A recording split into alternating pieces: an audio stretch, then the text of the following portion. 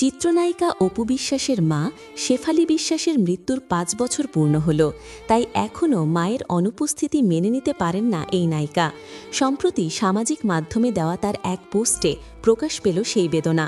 ২০২০ সালের ১৮ সেপ্টেম্বর গভীর রাতে রাজধানীর ল্যাবএইড হাসপাতালের আইসিইউতে চিকিৎসাধীন অবস্থায় মারা যান শেফালী বিশ্বাস।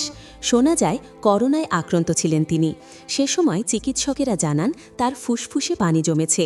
শারীরিক অবস্থার অবনতি হলে তাকে আইসিইউতে নেওয়া হয় এবং সেখানেই তিনি শেষ নিঃশ্বাস ত্যাগ করেন। এরপর থেকে প্রায় প্রতি বছর এই দিনে তিনি মাকে গভীরভাবে শ্রদ্ধা করেন। বৃহস্পতিবার ১৮ সেপ্টেম্বর দুপুরে দেওয়া এক ফেসবুক পোস্টে অপু বিশ্বাস তার মায়ের সঙ্গে তোলা একটি পুরনো ছবি শেয়ার করেন। সেখানে অপু বিশ্বাস লেখেন, আজকের দিনটা আমার কাছে শুধু একটা তারিখ নয়, এক বুক শূন্যতা।